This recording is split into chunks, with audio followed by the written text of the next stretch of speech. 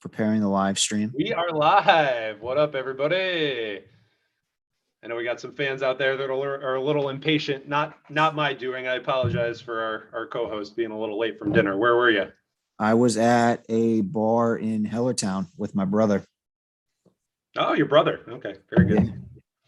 Well, I don't know if that's a valid excuse or not, but that's all right.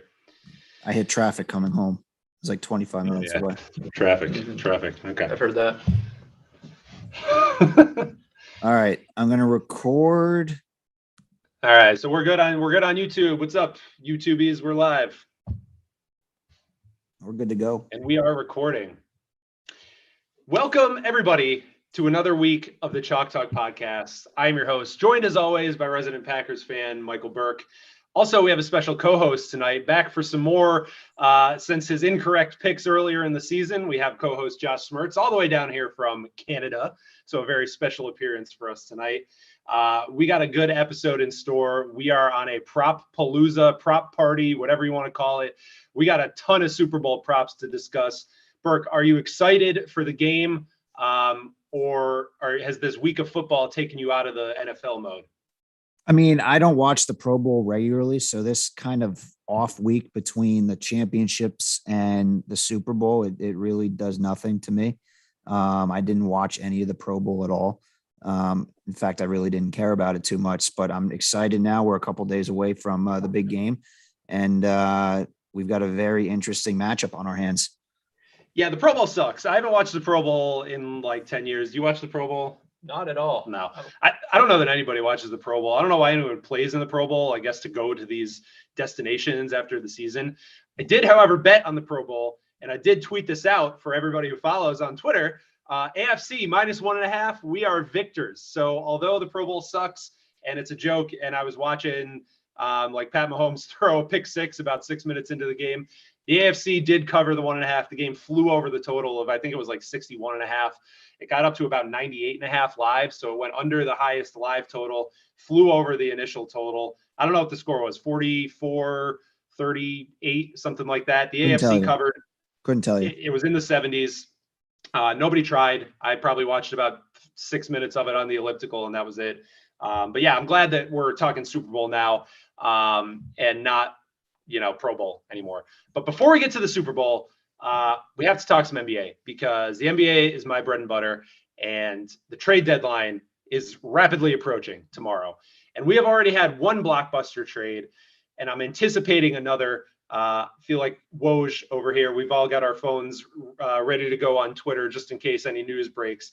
Have you been following the trade deadline at all, Burke? Outside of the big stuff with McCollum going to New Orleans and the Kings-Pacers trade, I haven't really followed too much. But I do know there are some significant talks going on between the Nets and the Sixers and trying to swap Ben Simmons and I believe Seth Curry is the other option in order to get James Harden out of Brooklyn. Yeah, so that's the rumor mill that's flying around, and that's the way that the money works, is that Curry and Simmons equal just about what James Harden's salaries is. I think Simmons and Curry are about 41 million, and Harden is 44. So for everybody who's unfamiliar with NBA trade stuff, you have to like match within 10% of salaries incoming and outgoing to make sure the cash flow works. So that's the deal that's being proposed. I love that deal both ways, because I think Simmons is a perfect fit in Brooklyn. His defense there would be phenomenal. And also, like, that's the best place for him, because he doesn't want to shoot.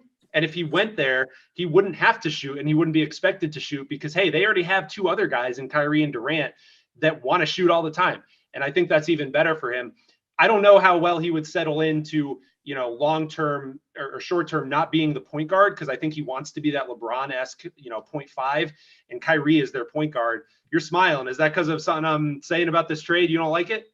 No, it's because I just sneezed on live air. Well, sneezing on live air is better than whatever you were doing last week, looking up into the corner of your TV every 2 seconds. I had college basketball bets going on at the same time, so I was tracking them to make sure I was doing okay. And unacceptable. Unacceptable. Attention to detail on this podcast. But the TV is off today, and I am fully focused on bringing you guys the best information possible to profit this coming Sunday. Wow, look at this guy. The best info possible. I love it. But yeah, I think that Simmons trade is good. The other trade that I really want to rant on is this Kings Pacers trade. And I was spicy about this yesterday because the Kings traded Buddy Hield and Tyrese Halliburton for basically, one of the worst Holiday brother and Domantas Sabonis. And I love Sabonis. I think he's a great player. He's an all-star, obviously. But the Kings are and continue to be the most embarrassing franchise in the NBA currently and for basically our entire lifetime. Burke or Smertz, I'm going to open this up to both of you. I have a little trivia to start things off tonight. The Kings have the longest drought in the current NBA, the longest active drought of missed seasons since a playoff appearance. So seasons without going to the playoffs. We'll start with Burke. Do you know how many seasons that is, or do you want to take a guess? I have an idea of when they were last there, which that's the question. It's got to be like the 02-03 season when they were actually a very good team back then. All right. So I'm going to say 18, I'll say 18. Smart, you got an answer for me? It's got to be. I'm going to say 25. 25 years ago. So the longest drought by the Kings is currently 15 years. And this year is going to make it 16. I got another trivia question for you guys. The second longest team or the longest drought in the league is from the Chicago Bulls. Do you know how long that drought is? The Kings are 16. They're first. The Bulls are second. Do you know what that is, Burke? Is it 10 years? Smarts? I'm going to say 11. 11 and 10. It's 5. So the second longest drought in the league is a 5-year playoff drought from Chicago. And after that, it's Charlotte. And I think they're 4. Or maybe it's the other way around. Charlotte is 5 and Chicago's 4, whatever. Point of the story is they're both making the playoffs this year. And the Kings are not. So the second and third longest drought is literally 33% of what the Kings is. And they're both going to make the playoffs. And the Kings are definitely not going to make the playoffs. So there's one stain on the franchise. Number 2, they drafted Marvin Bagley over Luka Doncic. All right, which was at the time a travesty for me and anybody else who knows one goddamn thing about basketball. And the Kings still defend it to this day. And they said Bagley was the right pick. He was absolutely not the right pick. So there's 2 big stains on the franchise. Number 3, they drafted Tyrese Halliburton. You've watched Tyrese Halliburton play basketball. We were hot on him when he got drafted. He was going to be the steal of the draft or one of the steals of the draft. And he has lived up to the hype so far in his young. And he was the steal of the draft. All they did was do the right thing. And when this guy fell to 11 or 12, whenever they picked, all they did was pick him. And that turned out to be the best thing they could have had. And they've had him, for in the scheme of things, 10 seconds. And they trade him away with Buddy Hield, who is not a good 3-point shooter, but an elite 3-point shooter. He is up there with both Curry brothers. And I'm not exaggerating when I say that. I think he has one of the best pick and pop rates in the league. And also from the wing in the corner, he's over 40% at 3-point shooters. That's an elite 3-point shooter with Halliburton, who also, not exaggerating, has the potential to be an all-star in the league and be like a top 20 player in this league. He is phenomenal on all aspects of the game. So they have 2 guards in Fox and Halliburton, and they traded the wrong one. And I think, and tell me if I'm off base here, the package of Buddy Hield and Tyrese Halliburton should get you a Damian Lillard type return, not a Domantas Sabonis return. Am I right or wrong? Yeah, I mean, Domantas he's an all-star at some point in his career. He's already been an all-star in his career, but he is not worth just the Buddy Hield and Halliburton trade by himself. He hasn't earned that rep yet. Harden, Lillard, somebody with superstar potential you should have gotten for that kind of pull if you're looking to like reload your organization, which the Blazers are trying to do right now, but obviously Lillard has other things on his mind. But it was just I feel like the Pacers got made away with bandits, and the Kings should just disband their entire organization. They should put a team back in Seattle and start from scratch, in my personal opinion.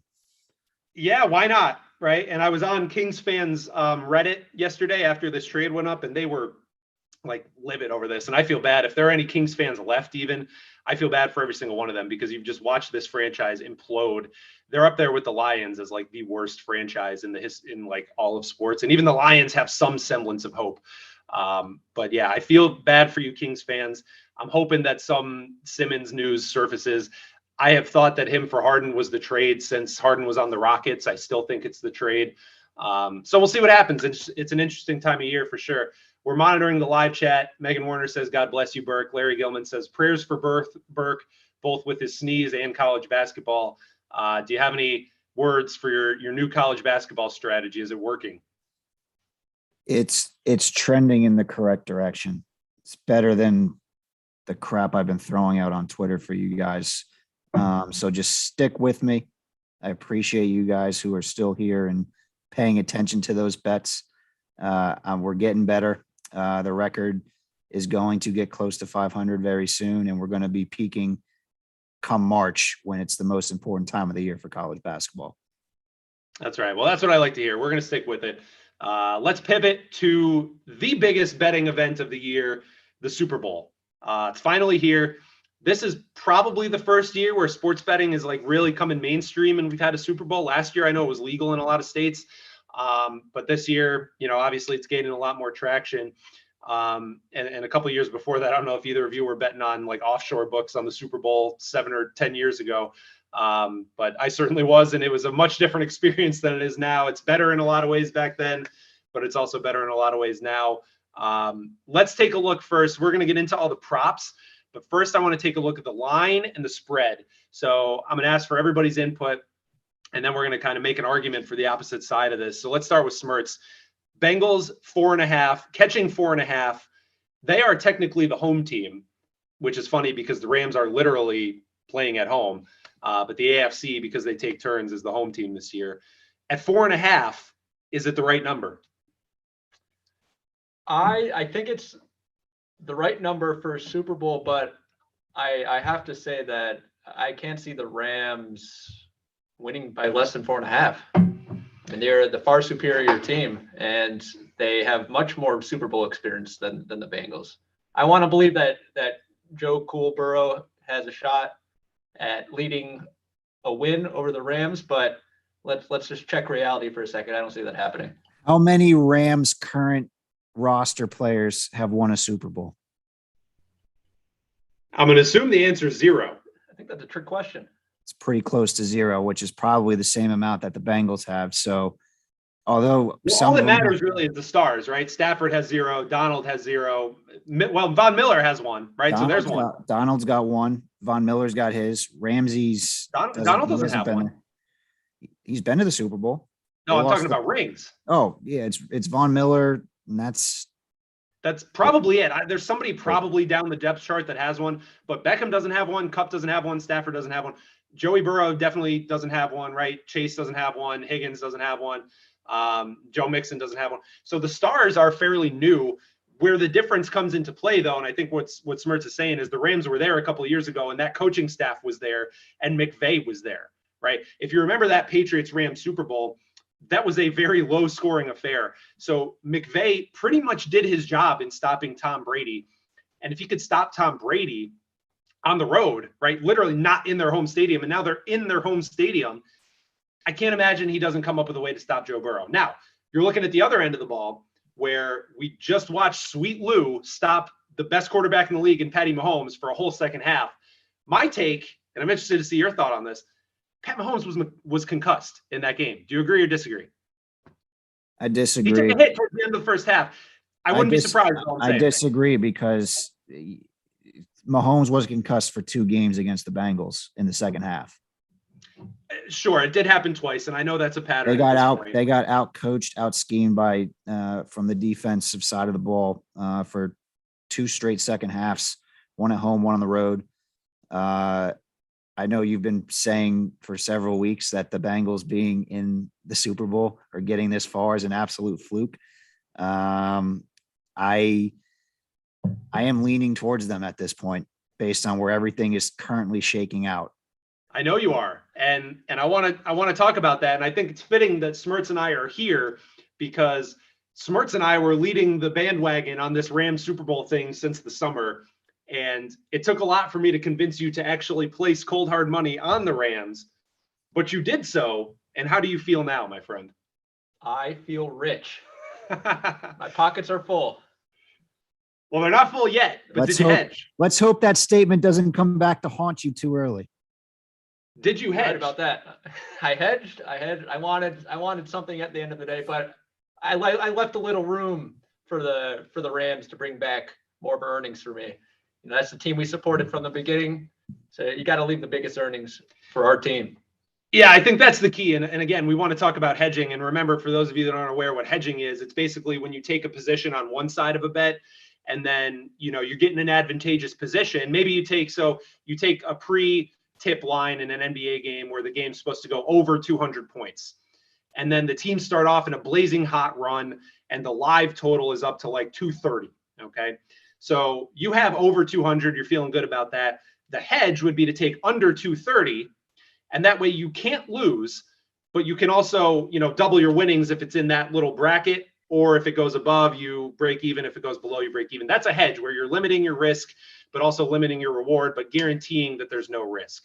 So our hedge in this case, we have a lot of money on the Rams at extraordinary odds, like 15-1, right? 14-1. Yeah. So our risk is basically just taking the Bengals money line or the Bengals plus a couple points at plus 130, plus 125.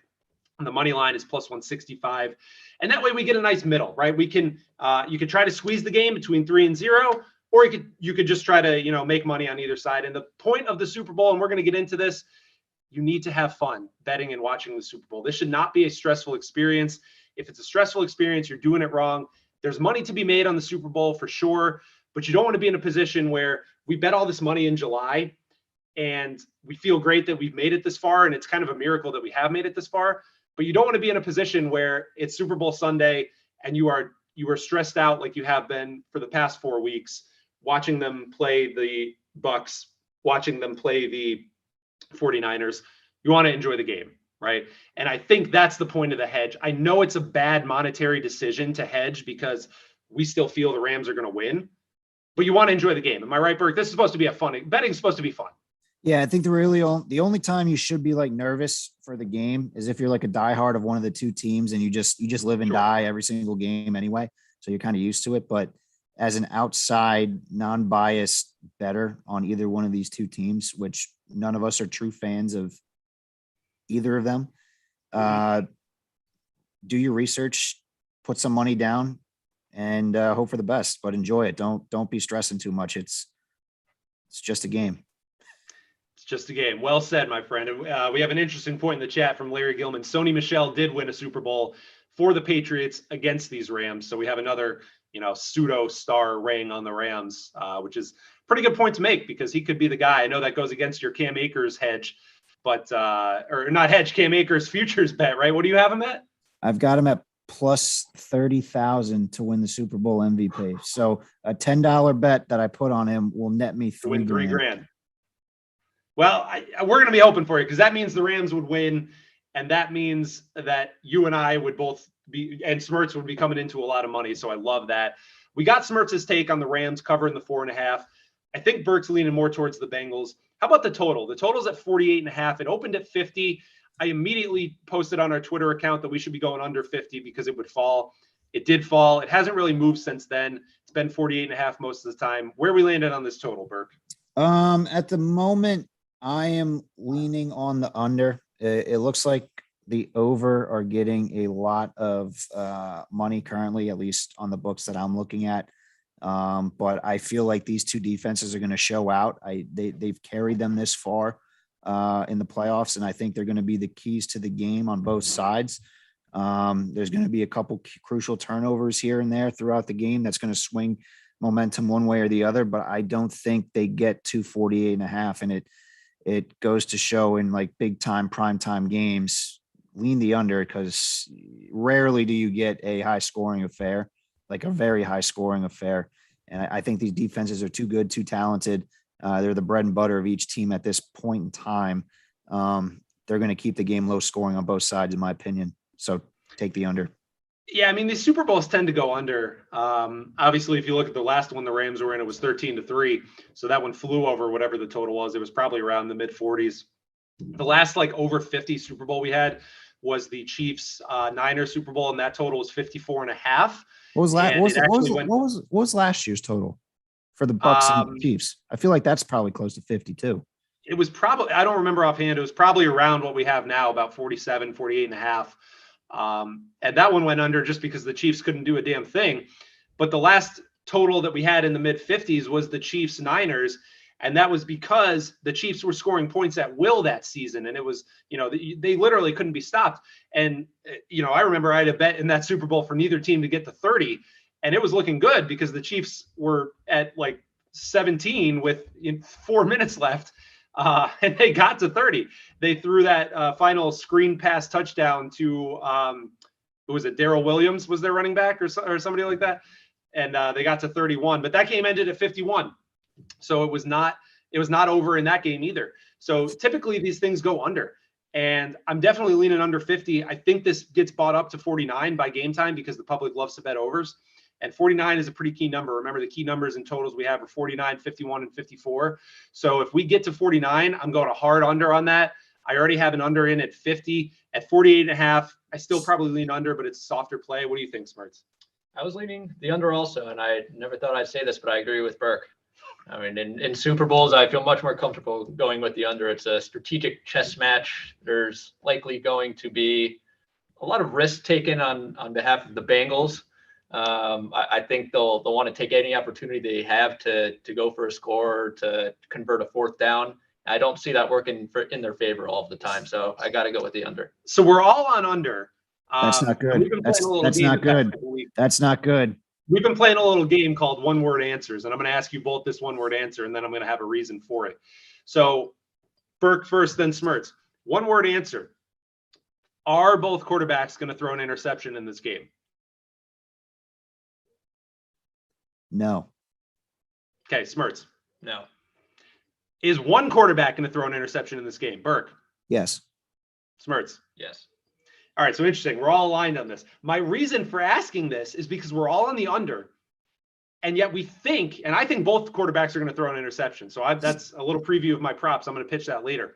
But we all think at least one interception is getting thrown. Interceptions and turnovers lead to points and scoring. You may think they don't, but fumbles lead to turnovers and better field position. Interceptions lead to runbacks and pick sixes and better field position, and essentially points. So I'm not talking a difference of 10 points. But if we have a total of 48 and a half and we get one interception from Matt Stafford, that could very well be a pick six where maybe the Rams were on their own 30 and they weren't going to score that drive. So that's now 7 more points than we had. Does that logic sway either of your thinking? One word answer. Does that sway your thinking on under 48 and a half, Burke? No, I don't think even with the potential for turnovers, I don't see these teams pushing that number. I think it's going to be the first to 20 is going to win the game, in my opinion. That was a little more than one word. Smirts. No. Very good. We have a co-host who knows the rules. All right, awesome. I agree. I do think there will be turnovers. I don't think this leads to points or more points because, like Burke said, I think it could be a first to 20. I see this as like a 17-10 kind of game. I just don't see a lot of scoring going on. And again, yeah. I think both of these defenses are going to buckle down in the red zone, which is going to lead to field goals, which is going to lead to prop bets in the future, which we will be disclosing very shortly on kicker total points. One of Burke's specialties is because I love the kickers. And as Smirts and probably some of our listeners at this point know, Burke drafts a kicker in our fantasy drafts in like the 4th round every year. And I know I just get the feeling that he's getting a little hard on for Money Mac, and he's going to draft him as the first kicker off the board next year. You should go second round. You should go second round right after Mahomes. His ADP, yeah, him and Mahomes in the middle of round 2, right? That'd be good. So we've talked a little bit about the side totals and the total, but I want to play a little role reversal here. So me and Smirts are probably leaning towards the Rams to cover the 4.5, whatever it is. Burke's probably leaning towards the Bengals to cover the 4.5. I want to reverse the tides a little bit. So I want Burke to argue for the Rams to cover, and then me and Smirts are going to formulate an argument for the Bengals to cover. And maybe that makes us more well-rounded bettors if we can see the other end of this. So, Burke, I'm going to ask you to go first. What is the case that the Rams cover? Let's use the higher line, 4.5. Coaching experience and superstar power. They've got more of it. They've got a head coach that's coached in a Super Bowl, lost in a Super Bowl already. There's motivation right there. That's just natural. As a competitor, if you've gotten so close and come up that short, you're going to do whatever it takes to get back and get over the hump and get to the promised land. So I think that's a really big factor in this game. Obviously the Bengals, they have the coaching experience. It's not there in a big time game like this. And you've got arguably the best defensive player in the last 15 years in Aaron Donald on the defensive line, who is terrorizing quarterbacks. You've got a very weak Bengals offensive line. And if they scheme Donald and Von Miller, who's one of the most prolific pass rushers in the last 10 years as well, who's also got a Super Bowl. I believe he won MVP that year too, when they beat the Panthers. If they scheme well enough to be blitzing Burrow all day, it could be a long night for Cincinnati. And obviously they've got the best receiver in football this year, arguably in Cooper Kupp on their side, with a hot OBJ who is not distracted by outside sources. He's playing very well right now. It's going to be, that's my take. If the Rams are going to cover, they're going to lean on their superstars, and they've got more star power to do it. And obviously the coaching experience, which could get them to winning by 7 or more points, which would easily cover that 4.5 we've been talking about. All right. So Smirts, do you have a Bengals case? Can you even get yourself there to fathom a Bengals case? I can. You can call it a fluke that they're here, but at the end of the day, they got here and they beat some damn great teams to get here. And just look at Joe Burrow, how cool he is in his shades. He is a flat out winner, if anyone is. And I believe that he could find a way to go shot for shot with Stafford. I understand the Rams have a strong defense, but if you look up at their past matchups, especially in the playoffs, I mean, they allowed a ton of points to happen. And really, they lost focus in the past 2 games. They let the Bucs come back. I know it's Tom Brady, but they had a huge cushion going into the second half. They blew it. And even the last game, they blew the first half. And while they did stage a comeback, it was not looking hopeful for a while. And so if they lose that focus against the Bengals, which I'm afraid they might, given the star power on the Rams versus not so much on the Bengals, we could be in trouble on the Rams side. All right. So I'm going to make a Bengals case, and I'm going to preface this by saying I don't believe this at all, but I'm going to make a damn good Bengals case. You ready for this, Burke? You're going to love this. You ready? I'm listening. All right. Let me put my Cincinnati helmet on. By the way, the Bengals going with the all black costumes for the Super Bowl. Rams going with the blue and yellow getups. I don't know that I love the matchup. Would have liked to see Cincy in their all whites and the Rams riding their dark home uniforms, but that's all right. We're going to save that for another day. Usually the team wearing white typically wins the Super Bowl, so I'm kind of surprised neither team is going that route. You know, I did see that this week, and that's interesting. Do the costumes play a factor? To be decided. I guess we'll see. But anyways, here's my Bengals case. I'm going to put my Bengals helmet on for a minute. Joe Burrow has taken the league by storm, and he is a better quarterback than Matt Stafford. Matt Stafford, when blitzed, is a phenomenal quarterback. But when he is not blitzed, he is the 24th best quarterback in the league. That is not bad. That is very bad. That is bottom echelon of the league, worse than Jared Goff when he's not blitzed. We just saw Big Lou, the defensive coordinator for Cincinnati, stifle Pat Mahomes by rushing 3 for an entire half. Actually, for about 3 quarters. Okay. So if Pat Mahomes can't do it, there's not a chance in hell that Matt Stafford's not throwing an interception. This game could be decided by 7 points. It could be decided by 3 points. If Matt Stafford throws an interception and Joe Burrow doesn't, which has been the case so far, Joe Burrow has played the Titans, who are supposedly a great D. He has played the Raiders, who are not a great D, but he played well against them. And then he's played the Chiefs, whose defense allowed no more than 14 points for 2 straight months in the middle of the season. And he played well enough to win. Matt Stafford has not really played well enough to win. He almost gave that Bucs game away. In the second half of the Niners game before the regular season ended, he almost gave that game away. And then that very team got in the playoffs and almost beat them in the NFC Championship.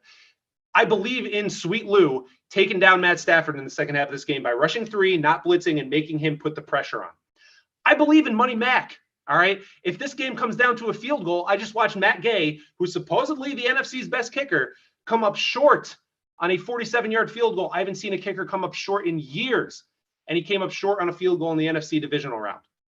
I have not seen McPherson miss a field goal or even think that he was going to miss a field goal all playoffs. That dude is ice cold. So if you need 3 points, McPherson is the guy to do it. There is also a confidence around Joe Burrow that I do not see with Matt Stafford, that I do not even see with Cooper Kupp. I was listening to Cooper Kupp talk about on a podcast a couple weeks ago, and he was talking about how he makes all his routes look the same, right? And that's how he's able to be so successful, is when he comes out of his break, his in route looks the same as his post route, looks the same as his fade route, looks the same as his curl route. And that's not a secret. Like, everybody tries to do that, but Cooper Kupp has just obviously gotten very good at it. I don't know that Matt Stafford even knows what route he's running. Jamar Chase and Joe Burrow know exactly what the other one is thinking. And my case is that Joe Burrow is going to have a better connection with him in this game than Matt Stafford will have with Cooper Kupp. And whatever one receiver and one quarterback has the better connection, that could be the difference in the game. If we think it's going under, then that could be the difference. One throw could be the difference, okay? And this Bengals team has this aura of, we really believe in Joe Burrow, all right? Like, nobody on that team is too big for their helmet, right? The ego is not there. They all believe they are supposed to be there. And they've all believed that they're going to be there because Joe Burrow is a winner. And playing in college has literally no effect on how you're going to play in the NFL. But the fact that he won in college is worth something, because he was a winner then and he's a winner now. And Matt Stafford has been a goddamn Detroit Lion for the most of his career and hasn't won a thing. So that's my Bengals case. What do we think? I love those points. It's making I me don't feel, believe one word of it, Burke. it's making me feel more confident. I'm going to give you another tidbit of information, which I think I've mentioned it the last couple of weeks regarding Joe Burrow. Since college, since the year before they won the national championship, going back to that bowl game, in winner take all games in his career, that would include the SEC championship, college football semifinal, national championship, the wild card round this year, week 16 and 17 of this year to get to the playoffs, the divisional round, the AFC championship. He's never lost. Getting to a point here? He's never lost. He's never lost. Well, that's fair, but I mean, he's going to lose eventually, right? He's not going to be undefeated in these games. That's true, right? We can't say for sure. He could be the greatest quarterback of all time. We just don't see it yet. It's just too early to tell. Well, I guess that's the thing. And let me give you each as another. of now, I haven't seen him lose in a winner take all game. Let me give you each another one word answer. Okay. Over under a half Super Bowl for Joe Burrow. Counting this one, but over under 1/2 Super Bowl. Burke. Over. Smirts. Under.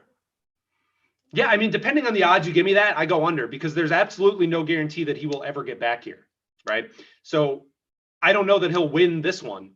And if he doesn't win this one, I don't think he'll ever win another one. I have a feeling that a lot of free agents are going to want to play for him, and he's going to be able to attract talent to wherever he goes, which is going to help them win. Man. People aren't going to Cincinnati because Joe Burrow's there. And maybe I'm wrong. They followed Tom Brady to Tampa. Rob Gronkowski retired. So he didn't have to go to Detroit. But Rob Gronkowski also came out this week, said if he has to go play somewhere, he's going to go play with Joe Burrow now that Tom's retired. I don't want this going on Chalk Talk record here. We did not just compare Joe Burrow in Cincinnati to the GOAT Tom Brady and the lovely backdrop of Tampa Bay, did we? No, it was just a statement. just an unrelated statement. Okay, I like it. We have some chat in the comment section about the national anthem. Mickey Guyton, I have no idea who that is, but she's singing the national anthem. The over-under time, this is a great time to start our Prophet Palooza, right? So the over-under time for the national anthem is 98 seconds. I think this is a stupid bet, but it's definitely going to leak the day before, because the anthem singer always records it the day before or practices it. and usually that time leaks, so you can find the recording online. I don't know. Do we ever bet on stuff like this? No. Smirts? I just don't care about it. How can I put money on this? Because it's fun. And we Well, said betting's supposed to be fun. Yes, but here's the problem. It's the first thing that occurs. It occurs before the game, even before the coin toss, I believe. And if you're wrong on a bet before the game even starts, that builds the stress level immediately, and you can't enjoy the game the way you want to enjoy it. So Literally, bet it's like just $5 you start off on the it. wrong foot, which is something that I don't agree with. I don't like betting on the coin toss because there's just too much chance you can't control. So here's what I like doing. I like doing like a prop party sheet, right? So if you have a Super Bowl party or you're with a couple friends, you fill out a prop party sheet, and that includes the stuff like the national anthem time, the coin toss, stuff about commercials, halftime. And that way you can have some fun, because there's nothing better than every year me pulling out my clock on my cell phone and hitting start when the national anthem starts, and then me staring at it for it to hit 2 minutes or 1:40 or whatever, and having, a wager in place. I just think it's fun. So don't bet obviously a lot on something like this because it is stupid. Let's bet the coin toss though. Can we start with betting the coin toss? Because both ways are minus 104, which is first of all ridiculous. Like somebody's got to lose 4 cents on this. It's 50-50 either way, right? One word answer. Burke, heads or tails? Heads. Smirts. I can't say what Burke said. Tails. Tails never fails. That's the toss. I'm going with tails this year. With that, let's hop into our props. So there's obviously a lot of props like this that are, more fun props. What will the halftime singers wear? What song will be played first? Time of the national anthem, coin toss, stuff like that. Side note, and I don't know what it would be this year, but they always have these television props. Like when the Harbaugh brothers played, it was how many times they would show the parents. When Brady plays, it's always how many times will they show Giselle. The answer is always under. It's always like 2.5 or 1.5. It's always under. They do not veer from the game in these Super Bowls. So whatever the line is this year, if it's how many times will they pan to Matt Stafford's wife because they've been showing her a lot, it's going under whatever the total is. Okay, take that for what it's worth. But that's a dumb bet too. But they also have a lot of props that are like game specific props, right? And I think that's where we're going to focus a lot of our time and resources tonight. So what we've done is we've compiled a list of props from all these different websites, bunch of different books. We've tried to find our best lines, and we're going to talk about them. And we're going to say, hey, is there anything we really want to pitch? Is there anything we kind of like? Is there anything that we want to, hammer ahead of time and get out ahead of the crop? And also, let's try to make our best bets tonight too. So everything we pitch tonight is stuff that I have either bet on or I'm considering betting on, and Smirts and Burke are going to be the same way. Let's start with our co-host Smirts tonight. Can you give me one prop that you really love that you're going to say is your best bet? And let me tell the audience, when Smirts was on this podcast 4 months ago, his best bet was, I think, the Texans to cover 17.5 against the Cardinals. And they lost by a little bit more than 17. So Smirts is 0-1 on this podcast, but let's see if he can redeem himself with the Super Bowl pick. Smirts, go. You get a second chance, you might not get a third. So I take this very seriously. I mean it this time. You're not allowed back if this is wrong. So one thing we talked about before is Samaje Perine. Given the Rams' tough pass rush, you have to think that Burrow's going to be dumping it off to the side, quick passes, short over the middle, running screen passes. He's not dumping it off to Mixon. So Perine's going to be there to scoop those yards up. The over right now is at 8.5.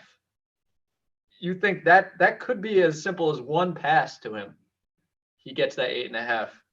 I think that's a slam dunk at minus 125. I love that bet. And you are paying a little bit for it, minus 125. And that's on DraftKings, right, Josh? That's on DK. Minus 125 on DraftKings. Our first pick of the night is Samaje Perine, over 8.5 receiving yards. Burke, what say you about that pick? I actually like that because my thoughts on these props are trying to simulate how the game's going to be played and who's going to touch the ball the most, which tends to lead to more yards. In a similar situation, which I prefaced last week as my lock of the year, I'm going to continue to state this as the lock of the year because of that nasty pass rush that the Rams have. I have a feeling Joe Burrow is going to be scrambling for his life quite a bit with that lackluster offensive line. His rushing yard total right now on FanDuel is 10.5. And I think he blows It's over down. that. It was 11.5, wasn't it? I saw it just before we went live, and it was at 10.5 on FanDuel. 10.5 is good. Even at 11.5, I think he clears 20, no problem. Lock of the year. Lock of the year. I know Burke's been pitching that one for a while. I don't hate it. I think it's a good bet to get Joe Burrow over the 10.5 or 11.5, whatever it is, because he is going to be scrambling a lot. And that kind of leads into my next play, which is, his passing yardage under. And do you have what it is right now? Do you have his passing yardage? It is 273.5. 273.5. So that's what I took it at earlier this week. He opened in the 250s. And for some reason, he's got bet up about 20 yards, which is insane. I love Joe Burrow under 273.5 passing yards, because a couple things. Number one, what we talked about, that pass rush from the Rams is insane. And the Bengals offensive line is pretty banged up. So Burrow's passing attempt prop is 36.5. His completion prop is 24.5. That means they're expecting him to go 25 for 37. I don't know that he gets 37 worthwhile attempts in this game. And what I mean by that is he might drop back 37 or 38 times. 4 of those might be sacks. 3 of those may be pressures and throwaways. So if you take 7 off of 37 dropbacks, he's got 30 dropbacks to throw for almost 300 yards, 10 yards per attempt. I don't think he's getting there in this game that we think is very low scoring. One of my best bets of the weekend is Joe Burrow under 273.5. Burke, you're a Bengals supporter. Can you talk me out of that? Nope. I agree. They're Agree. Going to try and shorten the game and try to run the football, I think, a little bit too. And again, I think the legs are going to be more important than the arm, quite frankly, to win the game for the Bengals. I want to believe he'll throw for more than that. You got to know that the Bengals are planning for that tough pass rush, and they'll come up with a scheme to battle that. But I can't argue with that logic, to be honest. It's just a lot of yards. And Stafford, for reference, is only like 281 or 282. And Stafford's scheme is much more downfield than Burrow's scheme. So the only way that Burrow gets to that 270, 275 number is if he hits Jamar Chase on like an 80-yard touchdown, which is certainly possible, but rare, right? And I'm not going to bet on that one play being the difference. So I just think the number's too high. If it was in the 250s, we've got a different conversation, but at 273, I'm loving his under. Also, now, on the other end of that, is Uzoma playing, or is he still hurt? I'm not sure on Uzoma. I know Higbee is out, which hurts the Rams a little bit. But I think Uzoma might be in. Smirts, check on his see if there's any props up for him. Because that'll probably lead towards not wanting to throw the ball as much either on the Bengals side if he's out. I mean, he's been a good safety valve. He's been a good usage of the middle of the field. No news yet, but they're optimistic. So he'll probably play. I imagine he'll play, but maybe he's not 100%. Maybe that helps the bet. There's 2 other team bets that I want to take a look at. These are both available on Unibet. Neither team to 30 points is even odds, actually, minus 102. I love that. How is either of these teams getting to 30? I'll take the silence as they're not. My thought was 20. Yeah, that leads to my next bet. Neither team to 25 points is plus 245. I love that. Yeah. I'll take the silence again, as you guys like the bet, right? If you can get neither team to 25 at almost 2.5 to 1, maybe double your exposure on neither team to 30 at minus 102. That way you're covered either way. And if neither team gets to 25, you're winning about 3 units there. Burke, what do you think about the strategy? Smart. If you can project what you think is going to happen and you get really good odds, it's something that's wider than where you think the line should be, you should hammer it. Yeah, I think plus 245 is pretty good value on that. And 25 is kind of a square number. So I kind of like that too. There's also an interesting bet out there on Unibet, any quarter to be scoreless, plus 370. Are we into that? Yeah. I could see a quarter being scoreless. I could see the first quarter being scoreless. Yeah, I could too. That's the quarter I was thinking of, first quarter. What do you think, Smirts? Plus 370, any quarter. I don't buy it. Both these offenses are strong. Someone's bound to score. McPherson could hit it from 60 out. Well, I guess that's the thing, right? Is the Bengals kind of get in range pretty quick. So you're looking at, if there's any field goal kicked in the first quarter, you're probably losing this bet. You may have to win it in the first quarter. But at almost 4-1, I just thought it was good value for a game that we think is going under. The other one, kind of a interesting play on the score that I think is going to happen is Kupp or Chase to score a 50-plus yard touchdown. And this is on DraftKings. It's plus 225. You get either of them, Cooper Kupp or Jamar Chase, to score a 50-plus yard touchdown at over 2-1. What do we think of that one, Burke? I don't see it happening because I think the Bengals, based on what we discussed earlier, they're going to sit back and just let the under routes happen. So very unlikely that Kupp gets behind the defense for a long touchdown. They're going to try and keep him in front. And I think Ramsey's going to be able to blanket Chase pretty well. And it'll be tough for him to get free. I know it can happen, but chances are pretty slim. I don't see like monster wide receiver catches to coming Sunday. Well, the idea is it only takes one, though, right? It takes one busted coverage. It takes one designed play, and these guys have 2 weeks to do it. Smarts, can I talk you into that one? If I were to pick between the two, I would say Chase has the better shot. Well, you get them both. You get them both at plus 225. Well, do we know that Ramsey's going to be covering Chase, first of all? He will be. He ain't covering Higgins, that's for sure. He'll definitely shadow Chase for a lot of this. Yeah. That gives me reason for concern that he won't get over that 50. Can I talk you out of this by saying Ramsey was covering Mike Evans in the divisional round when he scored that? I don't know if it was 50 yards, but it was damn close to it. Touchdown to basically tie the game at the end. I have to trust Evans' experience over Chase. Yeah, I don't love this bet, but I think the odds are interesting at plus 225. It's a fun bet, at least, again. So if you're looking to put $5 or $10 on something, maybe this is a good one to do it on. It's a fun one to win. Burke, did you have any receiving props you wanted to talk about? Not really. I'm not really looking at that for my crucial picks. I'm looking elsewhere. Okay. So I want to build on one that you talked about because we're talking about the underneath routes being a thing. And you know who runs a lot of those underneath routes for the Rams is Odell Beckham.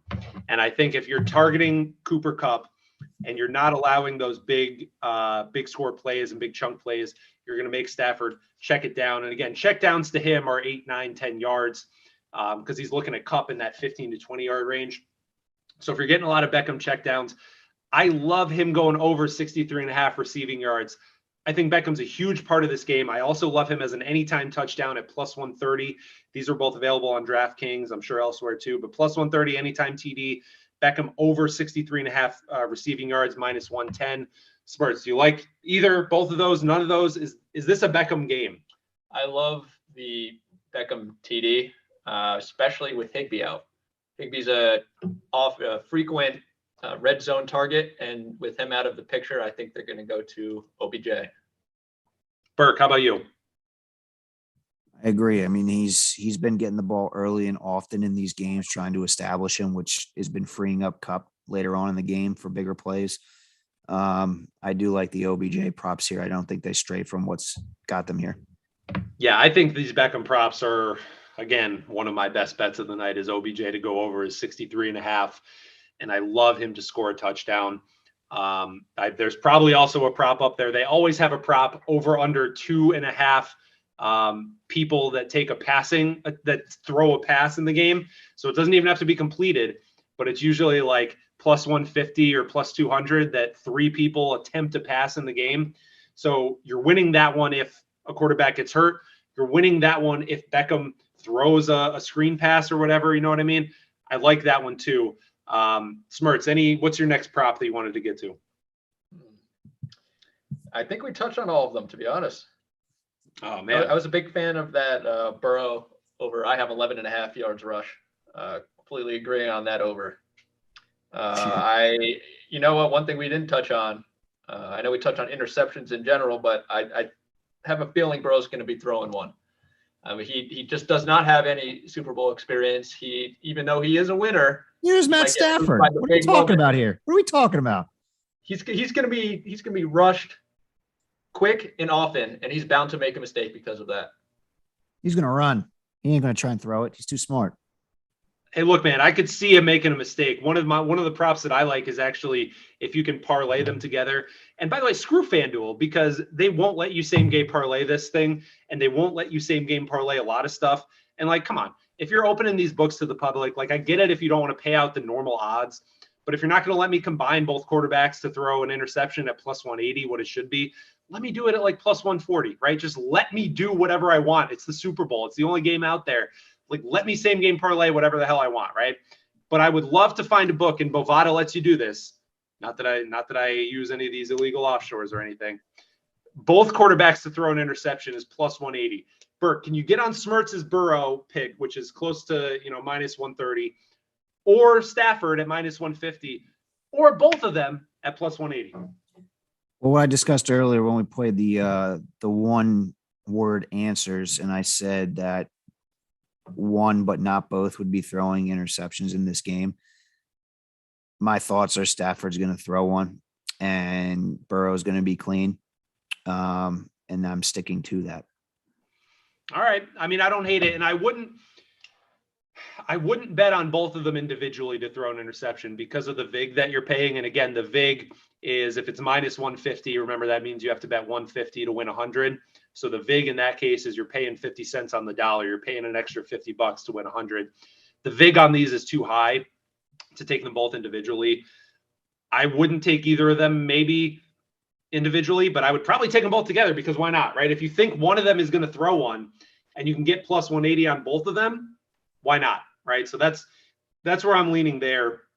Not quite a long shot as my next bet. How about this one on FanDuel? A safety to be scored in the game, plus 960. How about it, Burke? I was actually looking elsewhere for like a long shot bet, and I have one that's not. Okay, It's hold close on to to that. it. We'll have you give yours next. What do you think about a safety? Almost 10 to 1.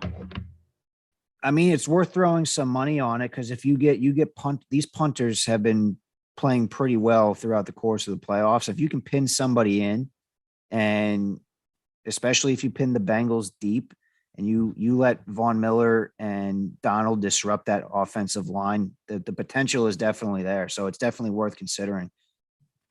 Well, and that's not the only way you get a safety, right? Remember, this happened twice in recent history. Actually, is the first score of the game twice. Okay. It happened in that Broncos game.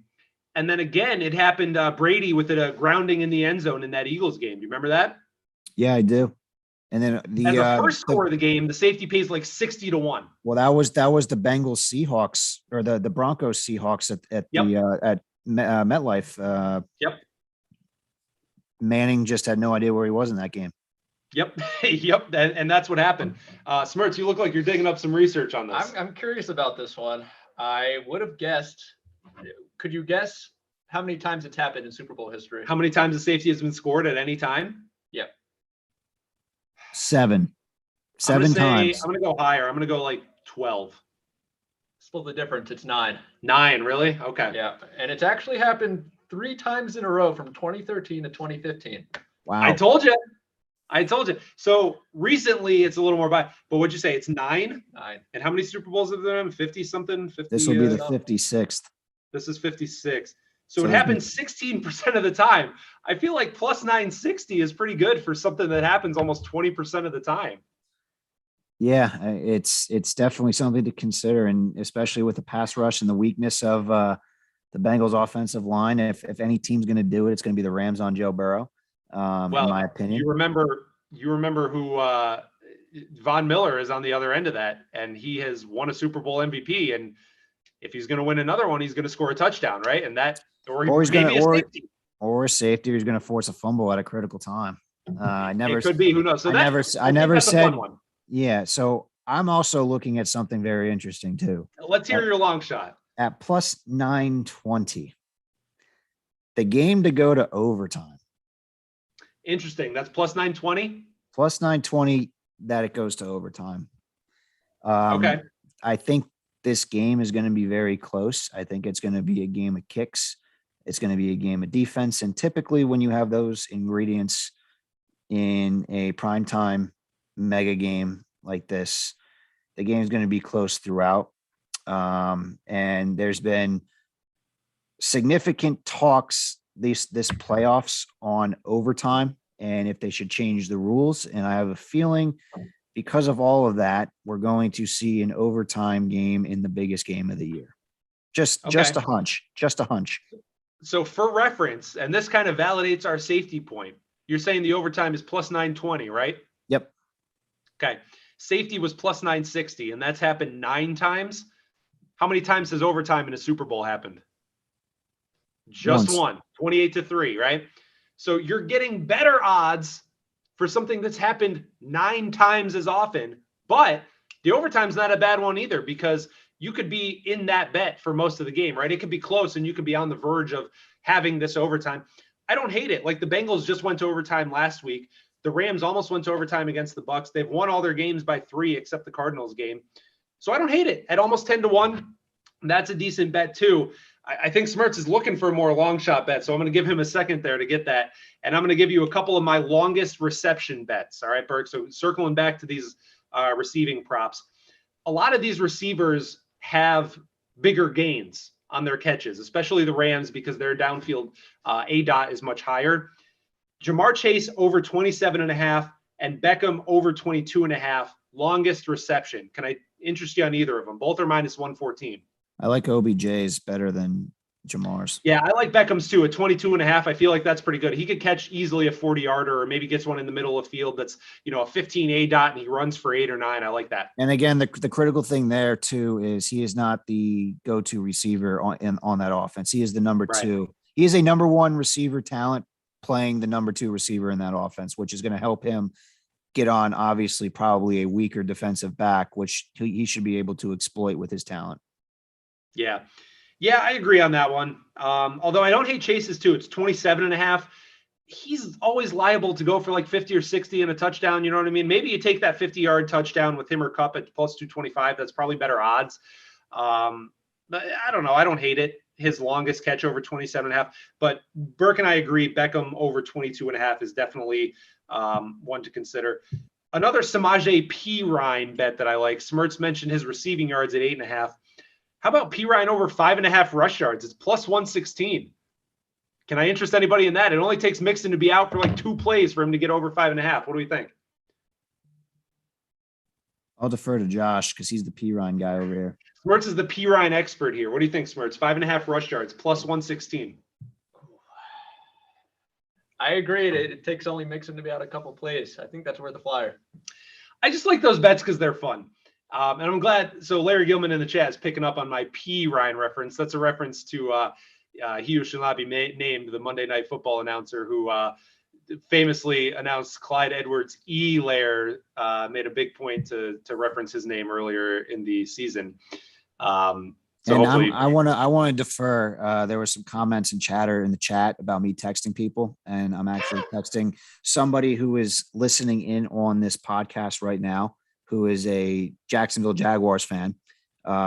When Ramsey played for the Jaguars at the beginning part of his career, yes. And this guy's a diehard. You don't see many diehard Jags fans out there.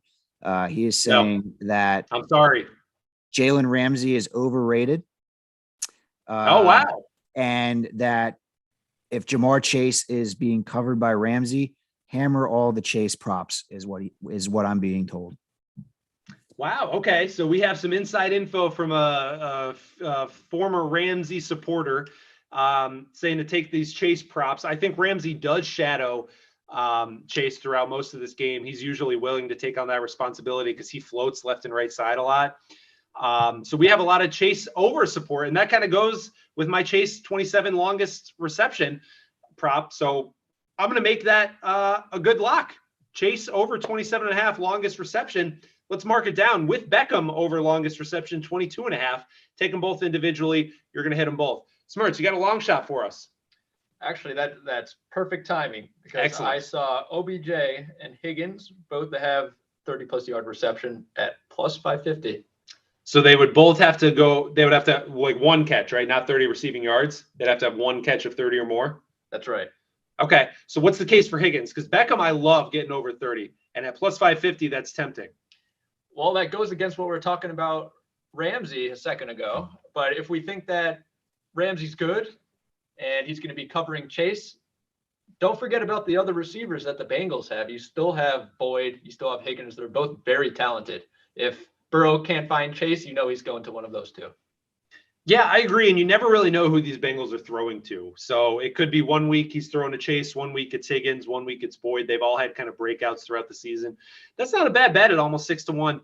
And again, we like to build these parlays as we think these games will go. So I think Beckham's going to get a 30-plus yard grab. And maybe if the Bengals are trailing late and trying to catch up, maybe Higgins is the one who rails in that 30-yard catch. You know what I mean? So at almost 6-1, that's not bad. Speaking of that, if the game is kind of in doubt late and the Bengals have the ball, the game to end not in a kneel is plus 140. So the last play to not be a kneel down is plus 140. For it to be a kneel down is minus 170. I'm leaning no, plus 140, Burke.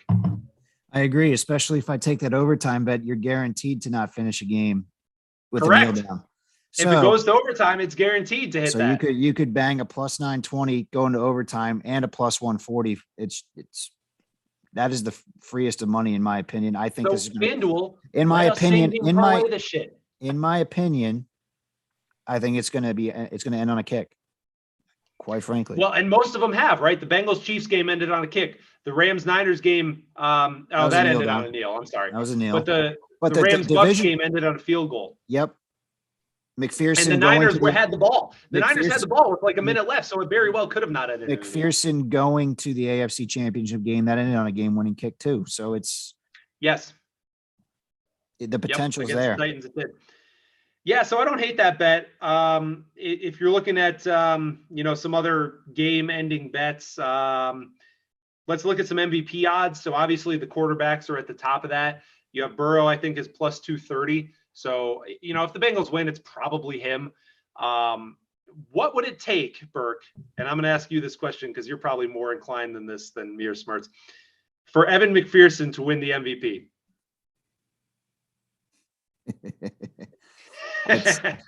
I'd say you probably have to go at least three. You got to go perfect. At least 3 field goals, 2 from 50 plus, with one of them being the game winner. That'd be my opinion. So I think he has to hit 5. I think he has to hit 5 field goals. And like you said, probably at least one of them has to be 50 yards, probably the game winner. Do you know what odds he is? Do you want to take a guess? Right now? Yeah. I mean, I don't think they're changing. What is it on FanDuel? 10,000? 10,000? Yeah, he's 100-1. I mean, I'm not going to bet it personally, but I think there's a case to be made there. If he makes 4 or 5 field goals, one of them is from 50, another one's the game winner. Maybe Burrow doesn't play so hot. Like, there's some buzz around this guy, man. I don't know. 100-1's not awful odds. Again, I'm not going to bet it. If the Bengals win, it's going to be Joe Burrow. Also, one of my other props, we haven't really discussed it, and I unfortunately can't get it on FanDuel, which sucks. But you can get it on some other books. Would be obviously the kickers' total points scored in the game. Yes. I'm willing to say that McPherson's probably around 7.5 in most places. He is 7.5. We looked this up before the podcast. Don't pretend to know that offhand. No, I actually don't remember. So I feel like that's a good bet to take over if you have a book that gives it to you. Yeah, 7.5 is a good line. What do you think, Smirts? So basically, they're saying 2 field goals, 2 touchdowns, or 3 field goals, right? I like that. I like that. I mean, we're thinking that they're going to be defending the end zone to the death, and so we got to expect a lot of field goals to be made here. Yeah, I'm kind of leaning the same, and I think I want to pitch 2 field goal props. So the longest field goal over 47.5 yards is minus 114, just attempt, not made. So any field goal attempt over 47.5 yards, I think that definitely hits at minus 114 because McPherson is so good. I think they'll try from 50. Like if they get to midfield, they're going to try. And then the shortest field goal, I also like that over 27.5 yards at minus 110 because I think any of these teams get to 4th and short inside the 20, they're going for it, right?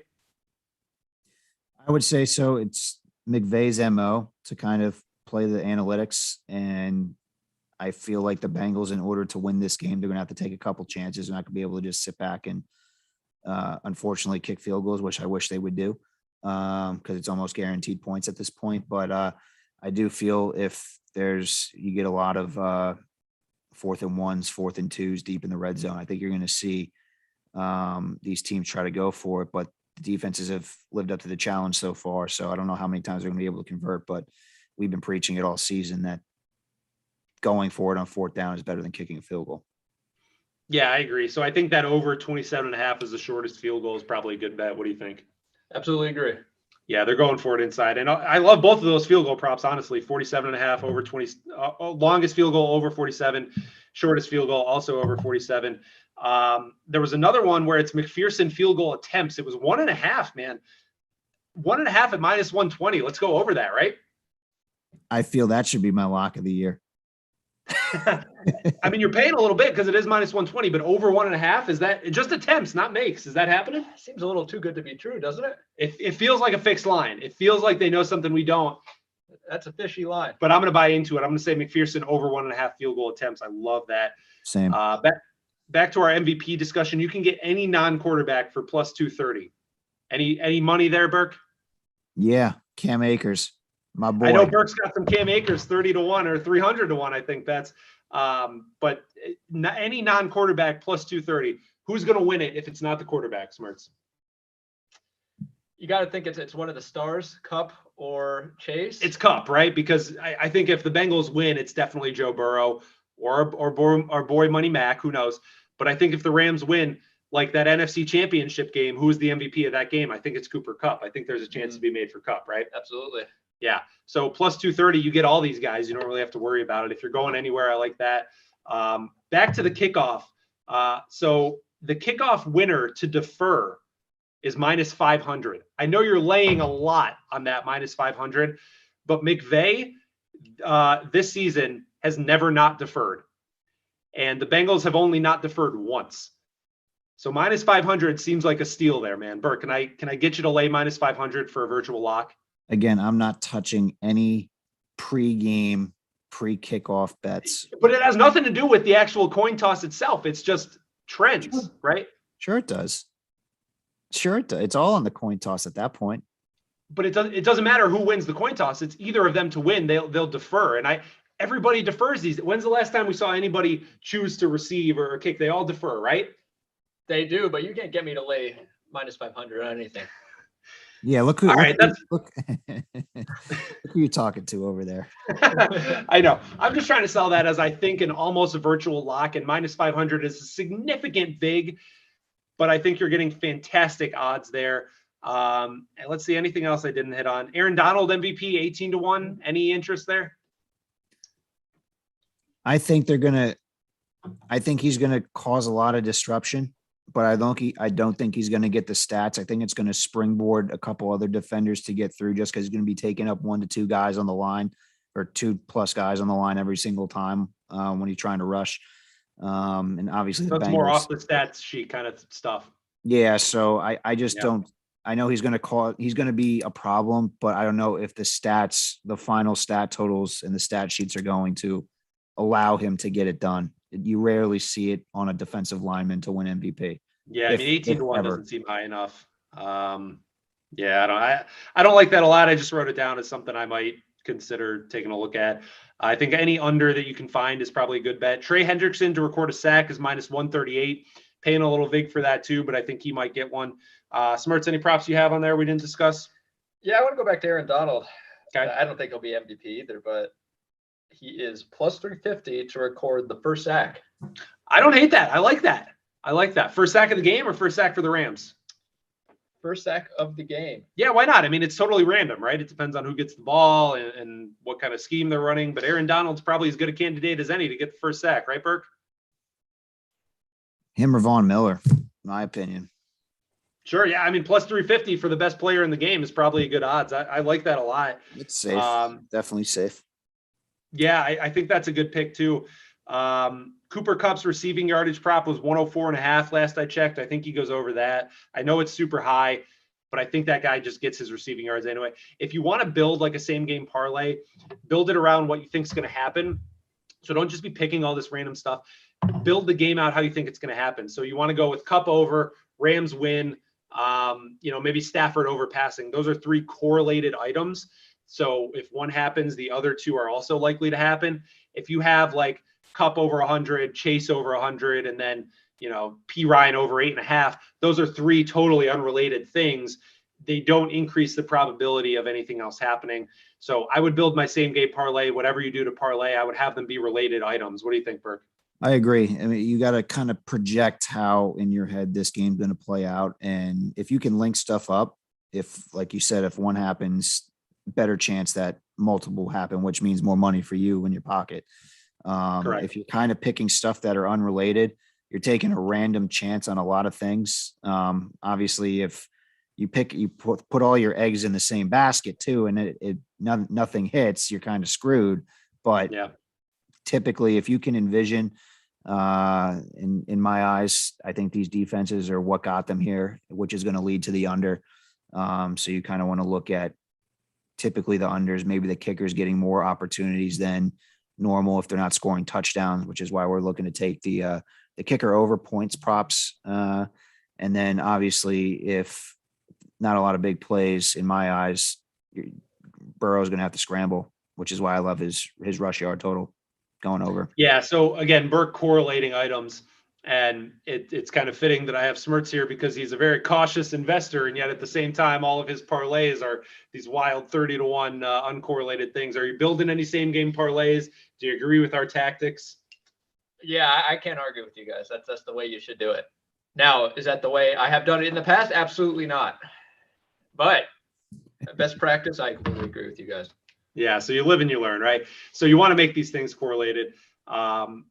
Let's give out our best bets, our best prop bets offhand, and we're going to tweet all this throughout, between now and Sunday. We're going to tweet this stuff out. But I want all 3 of us, and I'll give you guys a minute to look at yours because I think I have mine. I have mine. Bets, you got you already know yours. You've already pitched yours. Smirts, take a minute to take a look at this. But the best, minus vig bet that we can make out there for the game. Burke, do you want to give yours since you know it already, I guess? My minus vig bet for the game. Well, yours was Burrow rushing, wasn't it? Yeah, Burrow rushing yards over.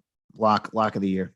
Lock of 2022. So Burke's taken over 11.5 or 10.5. I'm sorry, Burrow rushing yards as his lock of the game. I think my lock of the game for a minus vig bet. There's 2 places I want to go with this, but I'm going to go with Odell Beckham over 63.5 yards. I can't believe he doesn't get there. That's my lock of the game. Beckham over 63.5. That's my play. Smirts, you got one for us? I'm going with the P Ryan over 8.5 receiving yards. I love that one too. So Smirts has P Ryan over 8.5 receiving. I have Beckham over 63.5. Burke has Burrow over 11.5 rushing. We'll tweet all these out for everybody. Close. Burke, any props we missed? Close second, McPherson over points. Yeah, McPherson over points. I also like him over 1.5 field goal attempts, so that's probably a close second for me as well. Any props that you had on your sheet that we missed? Just trying to think of Matt Stafford interception. I think it's a guaranteed lock. Yeah, he likes that. I don't really like that one. I don't know. Smirts, anything we missed from you? No, we hit it all. Yeah, we threw out a lot of props tonight, and hopefully you guys were able to take some of them down. We are going to tweet them all out. 1-word answers to finish this out tonight. Burke, then Smirts. Game total, 48.5, over, under. Under. Bengals plus 4.5, Rams minus 4.5. Who we got? Bengals. Rams. National anthem over under 98 seconds with no intel from any of us. Burke, over under? Over. Under. Yeah, I'm gonna go under on that one. I feel like it's quick for some reason. I don't know. But hey, this should be a good Super Bowl. We've got it, and sure, I would much rather seen Chiefs Rams, but I think this is gonna be enticing. We'll see Joey Burrow on the stage. No guarantee he ever gets back here, so hopefully he takes advantage of it. SoFi is a great stadium for people to watch the game at, so I think that should be enticing. The costume matchup is not ideal. I would have much rather seen the Bengals and the whites, but that's okay. Burke, anything we missed tonight? I think we hit on all of it. If not, follow along on the Twitter. We'll be posting pics and updates as we see the lines move here and there throughout the next couple of days.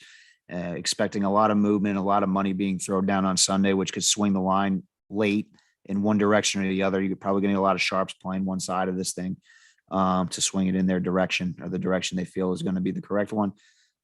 So just monitor our Twitter account as we monitor the lines, and we look to help you guys out and profit the most on Super Bowl Sunday. Yeah, agreed. So check us out on Twitter. We'll be posting these lines. And again, the Super Bowl is the only game this week, so there's a lot more props, but they're a lot more accurate because the books only have one game to focus on. So you have to kind of snipe these lines that you think are wrong. But if you can't do that, don't worry, because we're here to do that for you. So follow us along on Twitter. Thank you for everybody who tuned in tonight and followed along on the YouTube channel. This is going to be posted on Spotify. I apologize for not posting last week's. Burke hasn't let me forget about it. I will post this week's episode. Smarts, thanks for joining us, man. Thanks for having me, guys. Hope he drove down from Canada literally just for this. He's turning around and going back up north right after this. So I appreciate him coming in. Burke, appreciate your insight as always. And until next time, everybody, let's go make some money. Let's do it.